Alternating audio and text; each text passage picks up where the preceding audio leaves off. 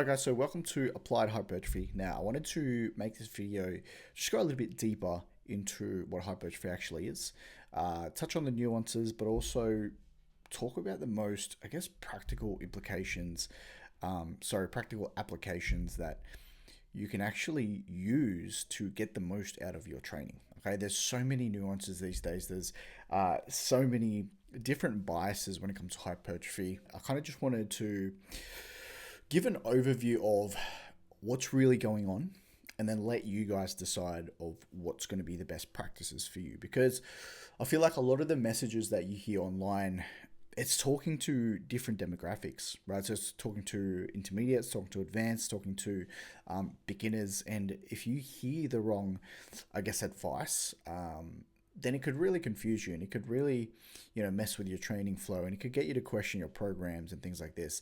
And the worst thing that can happen is if you aren't all in to your program. If you're kind of dipping your toe in, then trying something else, because what we know is one of the most important parts about truly building muscle and hypertrophy is consistency and time spent. Building muscle is a really, really long process, and it doesn't happen as much as fat loss. With fat loss, like we can lose 0.5 to 1% of our body weight per week, but when we talk about muscle gain, we're talking like 1, maybe 2% of your body weight per month. Okay, and that's being lenient. That's if you are ticking the boxes. That is if you are someone who's focusing on recovery, hitting their nutrition goals, training consistently and training with intent, and high intensity. So we're going to go into, a bit of the data, a bit of the science, but also, a bit of just wisdom from 10 years of coaching this. So first, I want to just get into what hypertrophy actually is. So the definition of hypertrophy is the enlargement of muscle fibers due to resistance training and proper recovery.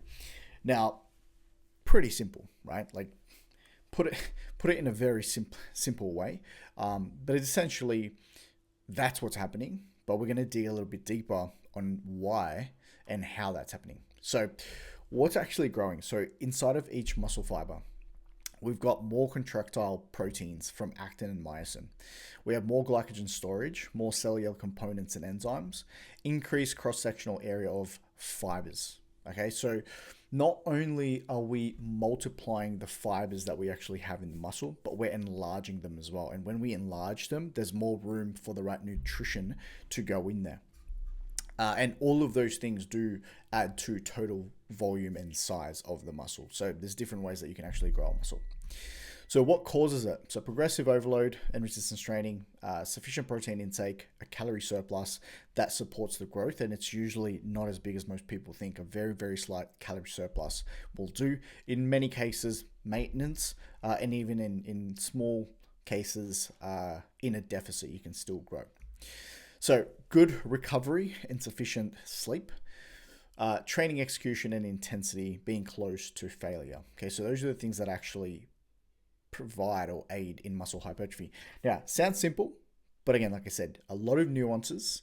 And when we go deeper, you'll kind of understand as to why, even though simple, sometimes it's not easy. So one of the first things that I like to go over is skill acquisition. Now, movement and exercise and weight training, at the end of the day, it's still a skill. There's a neural adaptation that needs to happen, meaning that your brain actually tells your body what to do. And that connection for a lot of people, especially if you're someone who isn't as coordinated or you didn't grow up playing sports, and you just don't have great connection with your body, you need to go through a period of skill acquisition. Now, I'd even say for even the most trained people, you should go through this properly with a coach or, mentor, whatever, someone who's professional, someone who's been in the field for a long period of time, because there's so much to miss. There's so much room for error that going over this properly will never do anyone disservice. All right, so skill acquisition refers to gaining and improving abilities through learning and practice, right? So I have a bit of a belief that practice does not make perfect. Perfect practice makes perfect. Actually, a lot of the teaching that I do these days, because I usually attract more so the intermediate to advanced lifters, if anything, there's actually more helping them unlearn bad habits than there is helping them learn good habits. This could be just through years of them doing exercises wrong, um, and thinking that it's okay and thinking it's the right thing. And the thing with this is, it's very hard to tell whether you're doing something right or wrong. It's a very, very fine line. But the cost of it is, potential growth that you may not be getting. So we want to make sure that from the very start, we are teaching someone all the right things and they go through this process of skill acquisition. And it's not rushed. A lot of people, when they start a new program, they just want to get straight into it and they want to start smashing the weights. Whereas for us, it actually takes 4 to 6 weeks to really get someone in our program, because we make sure that they are learning properly step by step. We literally analyze all their movements, we refine it, we go back and forth for a couple of weeks, and we make sure that they hit all the 1%ers before we give them the green lights of focusing on progressive overload and intensity. How long? How long do you really need to do this? It honestly just depends. It depends on the person, depends on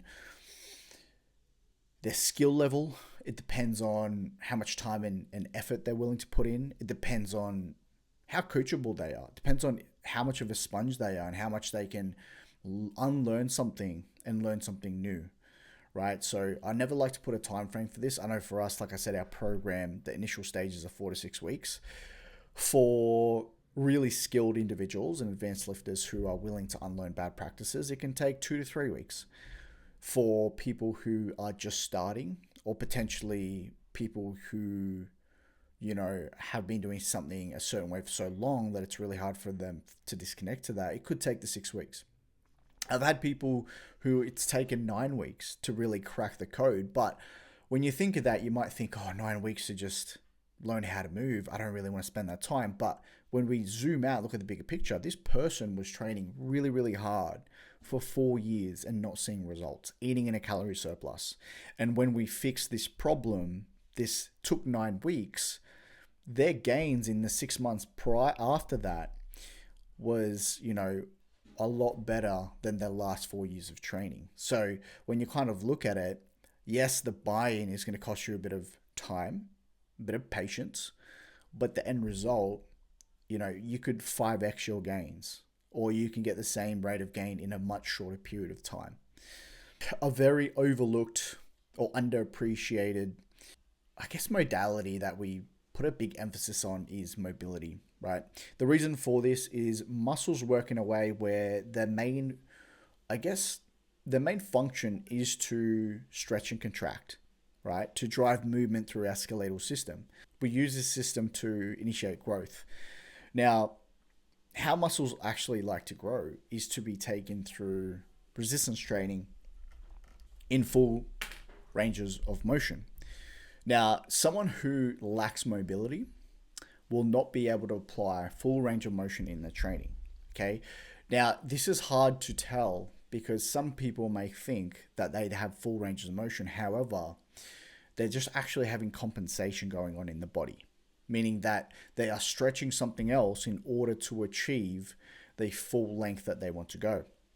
So mobility is always something that we like to program, and something that we keep a high standard with our athletes, that the more mobile you are through your joints and the better stretch you have through your fascia and your muscles, right? The health, number one, the better your chances will be for hypertrophy. And we're going to talk about why when we talk about lengthened bias movements. But number two, you are going to keep a naturally healthier muscle profile. Okay, meaning that your fascia and your muscles are less likely to be knotted, right? So when we kind of just focus on, let's say like shortened bias or concentric bias movements, and we have someone who is really, really tight, not doing their mobility, these are the people who are more likely going to run into, often niggles and injuries and problems where they are just stuck. Their body has no movement, and there's a lot of compensation that happens here. And this can mature into potential injuries over time. Okay, so why else is mobility really important? So if we lack mobility in the positional demands of some lifts, okay, we can result in a few negative outcomes. One being less stimulation to the targeted muscle. Like I said, if the targeted muscle cannot stretch to the full length that we want it to, something else will stretch and give way, meaning that you are now applying that stimulus to another area. Now, not totally a bad thing, right? You are still getting some work into a different muscle area. But when we're thinking about lagging areas and things we want to build up and keeping your symmetry and keeping the rate of growth even across the board, we want to make sure that the exercises that we're choosing is directly impacting the muscle that we want to bring up. Another reason is performance issues, right? So the inability to reach certain positional demands, on their inability to exert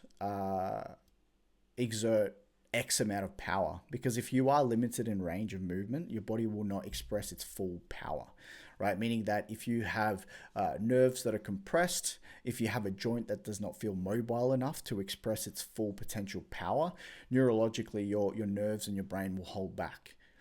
Okay, you can only express true strength when you feel safe. So if something doesn't feel right, your body would withhold strength from you. So another problem we have here is tightening of the fascia over time, which we know can, hold the muscle in a tighter position.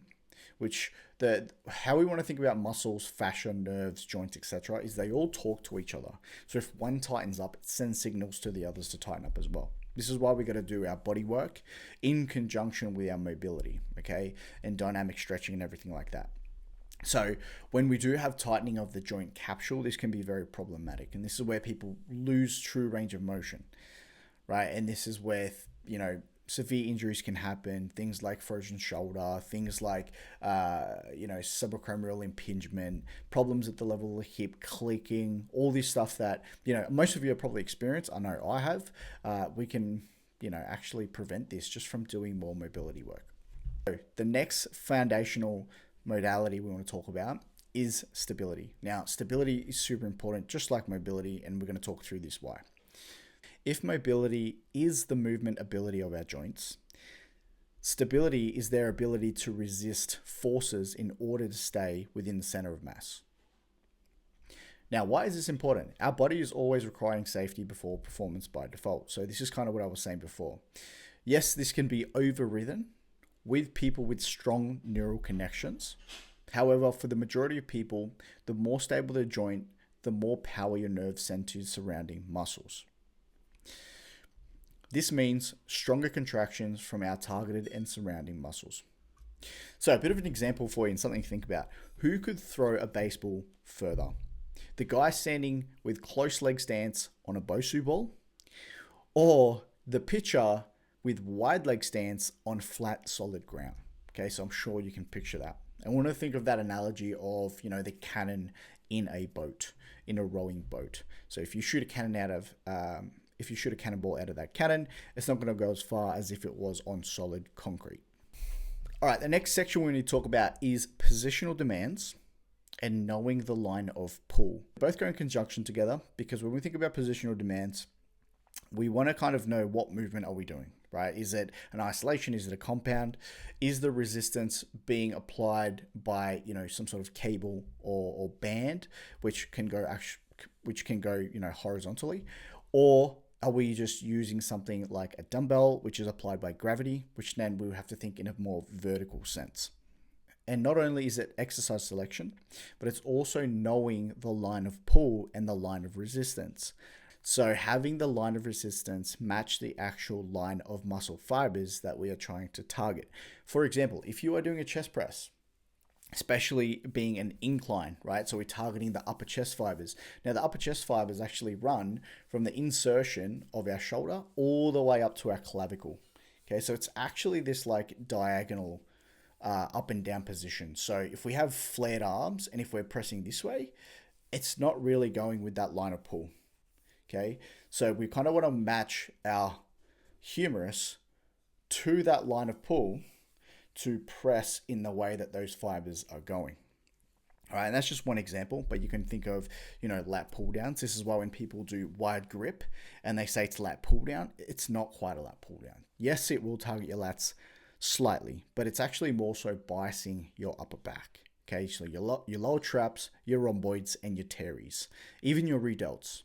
right? If you really did want to bias lat pull downs, you would actually hold more of a neutral grip. You would get your elbows in front of your body. And now we have those fibers lined up, right? So we have more of those vertical fibers on those lower lats really doing the work on the lat pull down. Now, if you really did truly wanted to, bias the mid lats, you'd actually more so pick of a close grip single arm row, keeping that elbow quite tucked in. All right, that's going to be your best choice for a mid lat stimulation. All right. So from, I guess, a strength perspective, like making sure that you are in the right positional demands, when we think deadlift, when we think squat, when we think bench press. Now, these movements, there's definitely a ton of nuances. There's so many different ways that you can deadlift, right? So you can have, a sumo deadlift. You can have a conventional deadlift. If you've got someone with longer femurs compared to someone with shorter femurs, it's going to dictate where their hips are going to be a little bit higher, a little bit lower, which is going to dictate how they position their torso. Are they going to have a sort of more, chest parallel with the ground, eyes down position, or are they going to have more so chest a little bit higher, torso a little bit higher, eyes up position? There's a lot of things to consider here, and it's really going to, and the biggest indicator of what's going to be the best style for someone or the best cues for someone is going to be highly dependent on what that athlete or what that individual brings to the table. Okay, what their structural profile is like, what their skill level, where their skill levels are at, and how good are they at taking on certain cues. So there's not one way to do these movements. If you want to think a high bar versus low bar squat, why would someone pick one over the other? Again, depending on femur length, depending on, if they are doing it for competition, depending on ankle mobility, right? Like if someone has really good ankle mobility and shallow hip sockets, they're going to be way more suited for the high bar squat. Okay, someone like myself, I've got the Asian squat and I've got really, really good ankles from just priming them all the time with my training, that I'm very much suited for a safety bar squat or a high bar squat. However, someone with really deep and tight hip sockets and, immobile ankles, they're going to be better suited for the low bar squat, being more of a hinge pattern, of course. When we want to think about the bench press, so someone with, short arms, wide barreled chest, they're going to be really suited for a heavy bench. Okay, number one, because the bar doesn't actually have to move that far, right? And number two, having that big barrel chest, they can really use that to support themselves and bounce the bar off. Now, compared to someone with like a short, shallow chest with really, really long arms, so someone like a basketball player, they've got a really long way to travel, which for most people with long arms are probably going to run into a bit of like a shoulder impingement, and they just won't have that strong chest to really help them push out of the bottom position. So, it really depends on who you have, of which sort of method that you're going to pick. So with those two different comparisons and different people, the longer arms versus the shorter arms, that could dictate too where their hand position is on the bar, whether they need to go a little bit wider, whether they need to go a little bit shorter. All right, so a lot of debate on this one, rep ranges. Okay, what is the best rep range to achieve your goal? Now, I've kind of just drawn up here so you could see it visually on what it looks like. So absolute strength, we're thinking of, 1 to 3 reps. Absolute strength's 1 rep, but I like to just add in 3 reps in there because for a lot of people, especially Gen Pop, like there's no need to go to that 1 rep max or absolute strength. It's actually going to, travel more so to risk better than reward. So for these people, I'd probably say do your 3 rep max. And for you, that's your absolute strength, right? Being on the safety side of things. Now, submaximal strength. This is where we can have someone work their strength goals in conjunction with their hypertrophy goals, which we know go hand in hand, right? Stronger neural adaptations over time can be applied to high numbers in hypertrophy, which can help you progressively overload. And having bigger muscles has a potential to be a stronger muscle. So they definitely do go hand in hand. And I love programming this way. So for submaximal strength, we're thinking of about 4 to 8 reps, right? Now, when we think of the 6 to 12, this is where a lot of people sit when it comes to hypertrophy. We want to think of peak mechanical tension. So this is better for people looking at more linear progression, right? So less chances of injury, less chances of DOMs.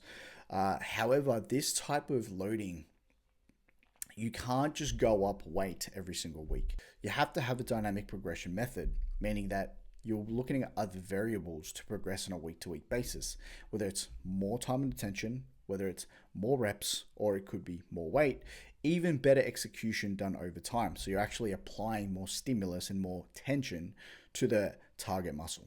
Now, when we look here, rep 12-20, this is focused at muscular endurance and blood flow, but also sarcoplasmic hypertrophy, so metabolic stress, right? So recommended for people that are chasing endurance goals, wanting to achieve a great pump, or someone nurturing joint pain. So people that are, trying to get out of injury, they can still achieve hypertrophy while nurturing injury, just as long as they go as close to failure as possible. And sometimes peaking lighter weights and doing more reps, we can get the muscle to go close to absolute failure, however, still be controlled enough to not aggravate any existing injuries. Now, here's a big topic at the moment in the hypertrophy space, and the one that comes with a lot of nuances is muscle damage. Now, muscle damage sits in the middle of submaximal strength and peak mechanical tension. So we're thinking around that like 5 to 10 reps, right? It can accumulate a lot of muscle damage, especially with longer eccentric loading and stretched biased positions with excessive sets to failure. Now, I feel like in the last sort of year or two, there's been a big focus on mechanical tension, and a lot of people are almost disregarding, muscle damage or core. It's getting a bad name, and people are leaning away from stretch biased positions or stretch mediated hypertrophy, and they're trying to really get rid of excessive sets, meaning that they're doing one hard set, maybe two. Now, my problem with this is when we kind of look at the people who can build the most amount of muscles, right?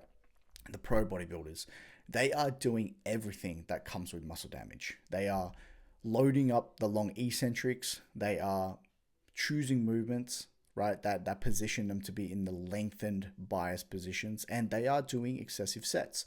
So the question then is raised is, why are we starting to move away from this when we know it's a thing that actually works? And again, I think this comes from people just looking at the literature. If you only have theoretical experience, okay, and if you are just going off research papers, then yes, on paper, it looks like that focusing on mechanical tension and choosing contracted biased or shortened biased movements is going to get rid of muscle damage. Therefore, you can train more often. So if you do pick this method or this way of training, you better be doing full body splits. Okay, and you better be training that muscle group 3 or 4 times per week to make this make sense, to actually make this type of training be worth your time, right? If you are only hitting frequencies of 1 to 2 times per week, you may as well bring in some muscle damage. And by the way, the goal is not muscle damage. The goal is highly effective stimulus. And with highly effective stimulus comes muscle damage. It's just the byproduct and the cost of highly effective stimulus. But the conversation now becomes, how do we limit muscle damage? And for a lot of intermediate to advanced lifters, the conversation actually gets switched. And it gets switched to, well, how well are you recovering? Because muscle damage isn't the enemy, but too much of it is, right? It's kind of like caffeine. It's like caffeine's not the bad guy. Too much caffeine is. But actually, a good amount of caffeine is better than not having caffeine at all. And muscle damage is the same. It just comes with great movements executed properly, spent at the stretched position. And why do we want to spend time in stretched position? Well, research shows that's where the most anabolic stimulation actually comes from. So we want to spend more time there. So the question is, how do we offset this muscle damage? It comes down to the rest of our program design, right? So how we actually build someone's split to have a good focus on muscle damage, metabolic stress, and mechanical tension. So making sure that we're just not picking too many movements that can drive up muscle damage, but having a good balance of rotating in, mechanical tension, muscle damage, but also utilizing metabolic stress to apply more tension without the muscle damage.